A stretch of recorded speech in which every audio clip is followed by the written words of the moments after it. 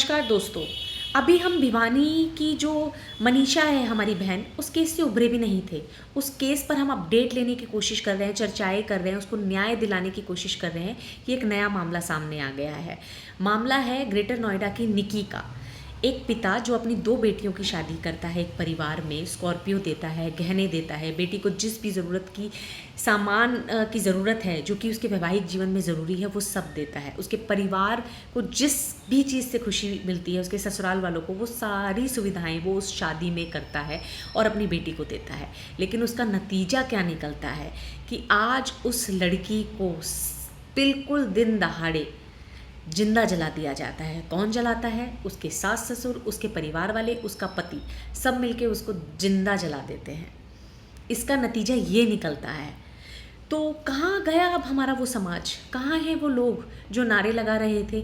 2-4 लड़के या 2-4 10-20 100 लड़कों के साथ क्या बुरा हो गया कि लोगों ने नारे लगाने शुरू कर दिए कि लड़कियां बेकार हैं, औरतें बेकार हैं। अब कहाँ गई वो महिलाएं? अब कहाँ गए वो पुरुष जो ऐसे डंका बजा रहे थे 4 लोगों की जान जाने से, 4 आदमियों की जान जाने से? ये जो औरत को प्रताड़ित किया जा रहा है, औरतों के साथ जलीलत बुरा व्यवहार किया जा रहा है, वो बहुत सदियों से किया जा रहा है।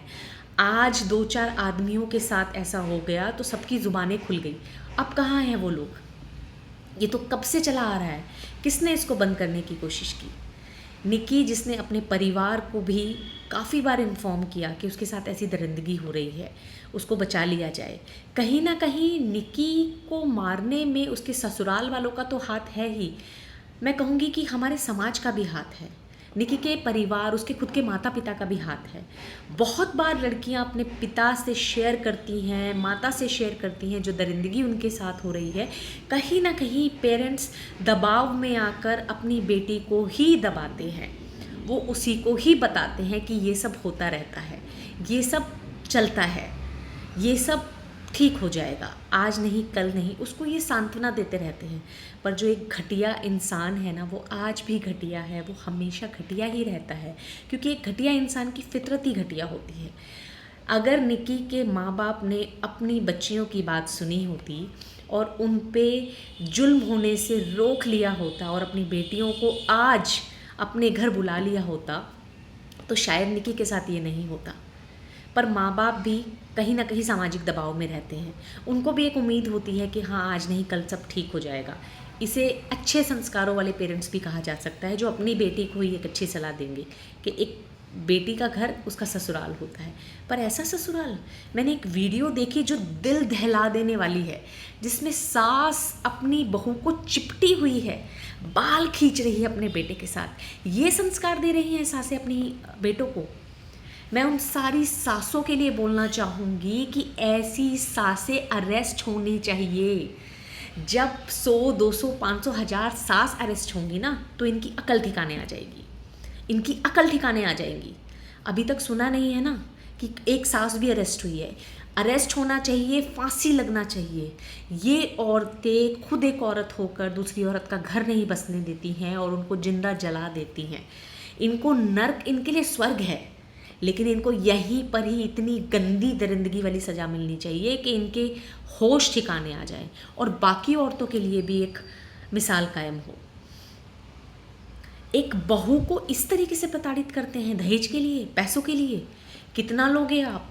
उस लड़की को, निकी को जब बच्चा हुआ तो निकी के पिताजी ने उसको बुलेट दी, बहुत सारा सोना कैश तब भी आया।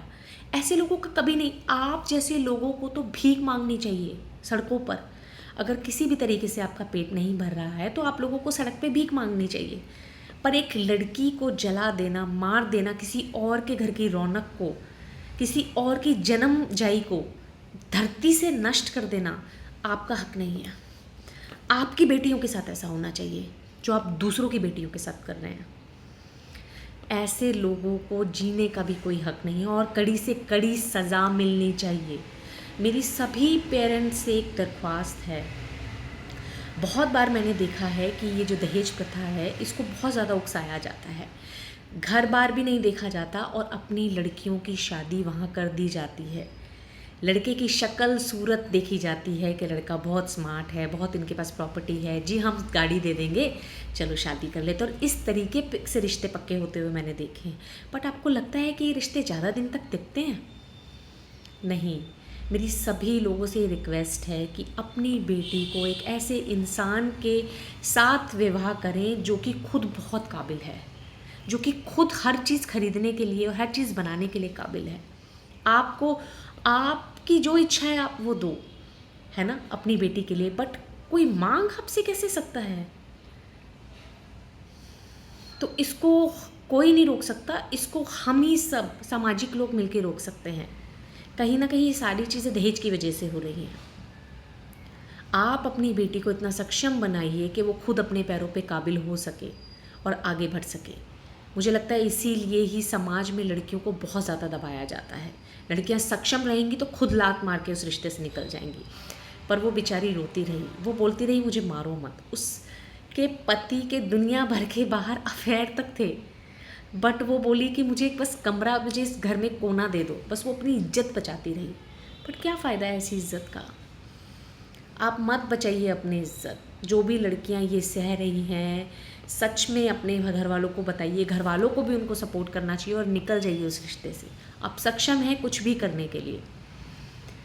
तो मैं चाहती हूँ कि इस तरीके की जो दरिंदगी हर दिन बढ़ रही है ना, ऐसे लोगों को कड़ी से कड़ी सज़ा मिले और मैक्सिमम लोग इस टॉपिक पे बात करें और दूर दूर तक। और सबसे ज़्यादा इसमें सज़ा मिलनी चाहिए उस घर की मालकिन, एक सास को, क्योंकि बहुत ज़्यादा ऐसी औरतों ने घर का नर्क बनाया हुआ है। अपने बच्चों को अच्छे संस्कार दीजिए। घर में अगर एक पराई लड़की आएगी तो उसके साथ आपको कैसे रहना चाहिए, बचपन से ही वो संस्कार जब एक बच्चे को नहीं मिलते ना, तो यही हरकत एक लड़का करता है अपनी बीवी के साथ। तो यही है, मन की बात थी, आपको लोगों को बोल दी। अगर आपको अच्छा लगे तो प्लीज़ कमेंट ज़रूर करिएगा और प्लीज़ जस्टिस कराइए निकी के लिए। भर भर के वीडियो बनाइए, भर भर के वीडियो शेयर कर दीजिए, भर भर के कमेंट कर दीजिए। क्योंकि ऐसे आए दिन हम कितनी मनीषा, निक्की, कभी कोई डॉक्टर, कभी कुछ कभी कुछ कभी कुछ, हम कितना सुनेंगे? थक गए हैं अब सुन के। अब लड़कियों को इंसाफ मिलना ज़रूरी है। धन्यवाद।